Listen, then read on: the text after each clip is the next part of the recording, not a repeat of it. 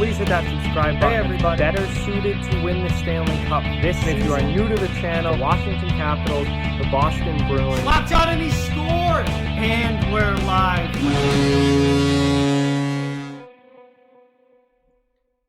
Hey everybody, we're back again for another off-season recap video, and today we're going to be looking at the Arizona Coyotes. So, the Coyotes lost in the first round of the playoffs last year to the Colorado Avalanche after defeating the Nashville Predators in the qualifying round, and they were a really interesting team last year. They were very, very good defensively, but struggled offensively. Darcy Kuemper has been one of the best goaltenders in the league for the past couple of seasons, and he really led the way for them and was the reason that they were able to be competitive.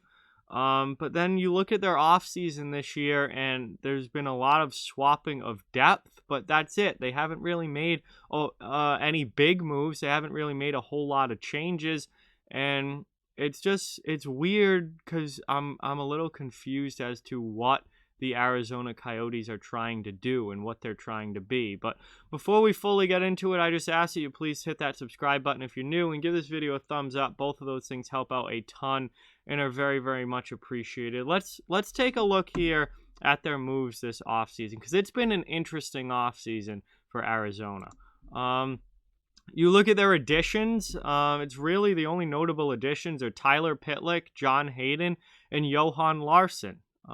Depth guys. Now, Tyler Pitlick had a very, very good season with the Philadelphia Flyers last year, but still, he's a third-line player. Your biggest offseason addition for the Coyotes this year is a third-line winger in Tyler Pitlick.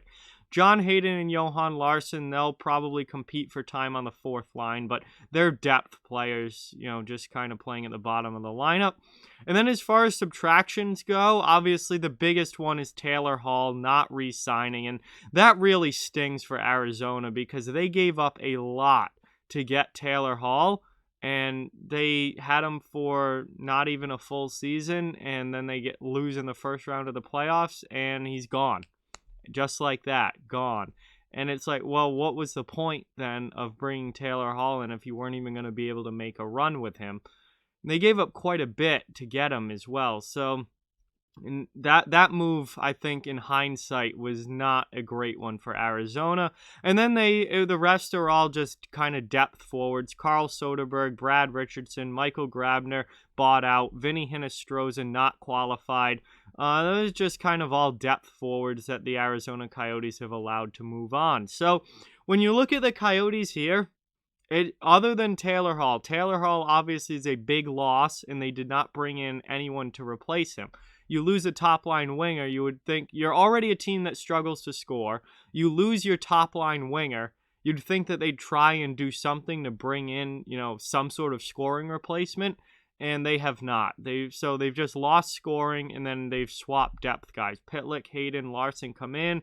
Soderberg, Richardson, Grabner, Hinostroza all go out. They're swapping depth at that point. So this is what I mean by, I'm confused as to what Arizona is doing and what they're trying to be. They're clearly not still rebuilding. I don't think they're trying to be in rebuild mode right now, but they're not good enough to be a good team. You look at that roster, they're not good. They're a mediocre team, and it seems like they're just stuck in this mode of mediocrity there with the Coyotes. And I mean, Darcy Kuemper is good enough to keep them out of the basement and at least have them maybe competing for a wild card spot, maybe just outside of the playoffs. But that they're heavily relying on their goaltending. They have virtually no offense, and they're a team that is just never going to go anywhere in the playoffs if they do make it, and are probably going to struggle to make it. I look at the Pacific Division and the teams that they're playing against. Vegas is better. Edmonton is better. Calgary is better. Vancouver's significantly better. There's 4 teams right there. I think LA is on the upswing, and LA is coming quickly with a lot of the young prospects that they have. And Arizona is just kind of sitting there, not really making any significant moves. And it seems like they're content being 10th or 11th in the conference year after year. It's like, like, what's the direction here with the Coyotes? And then the whole thing with John Chayka, and now they've got a new GM in there. They've got a new they got a whole bunch of new guys up in the front office. It's like, are they going to completely restart now and kind of rebuild this thing? That actually might not be the worst idea, because I look at the Coyotes and I'm like, this is a team that if I was the GM of, I would be like, ooh, can we just get a clean restart here? Like, strip this down to nothing and just give me a restart, because they seem to be destined for mediocrity with the current group that they have. You look at their forward group, there's really no offense. There's no like high skill, high talent offense there. And you look at the defense, and they have some, obviously Ekman Larsson's really good. I like Jacob Chikrin a lot, but other than that, it's kind of, they're relying heavily on veteran guys like Jomerson and Goligoski. Those guys are declining and coming towards the end of their careers. Like, I look at what this team's done, and they're very good defensively, and I know that they try to win with a defense first mentality, and you can win in the NHL with a defense first mentality, but there's just so little offense there, and so little like young, explosive, dynamic talent. They're almost completely relying on giving up one goal a game. It's like, get Kemper in goal, who's statistically been a top 5 goalie for the past few years. You play lockdown defense, and you're trying to win every game 2-1, and I just don't think that they're going to be able to do that. I don't think that they're going to be able to win enough games that way to make the playoffs, or certainly not once they get into the playoffs be able to go deep, because you're going to end up playing teams like Colorado. Look what happened when they played Colorado. 5-game series. The last 2 games of the series were 7-1 wins for the Avalanche. Like, it wasn't even remotely close, and they just checked out of the series. It's like, you have to have some form of offense. And now you look at what they've done this offseason. They've swapped depth guys, and they've lost Taylor Hall.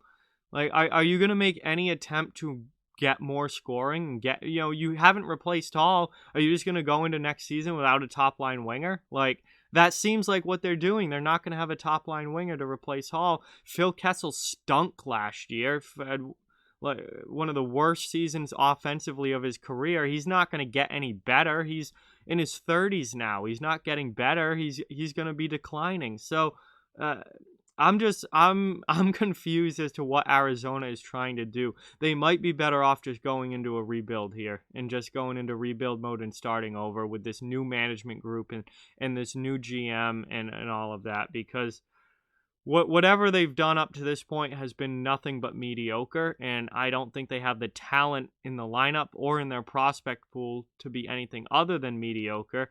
And then they lost a bunch of draft picks because of the combine scandal, where they were doing illegal testing of prospects, and they lost a bunch of draft picks for that. So it's not even like they're going to be able to replenish their farm system, or get a lot of infused young talent into that lineup to begin with, because they're missing so many draft picks now. So it's not a good situation with the Arizona Coyotes. I don't think they're going to be really even close to a playoff team this year. I think they're going to be worse this coming season than they were last year, and I'm just not very high on this team. I think Darcy Kuemper is good enough for them to maybe stay out of the basement, but other than that, I don't really see much upwards potential. They have no offense. They're relying heavily on Kuemper and their defense, and eventually there's just so much more talent in the Western Conference and in the teams that they play that they're not going to be able to keep up. So that's my opinion on the Arizona Coyotes. Like, comment, share, subscribe, follow on social media. All those links are down in the description. If you'd like to further support the channel, the links to our Patreon merchandise store and donation link are down in the description as well.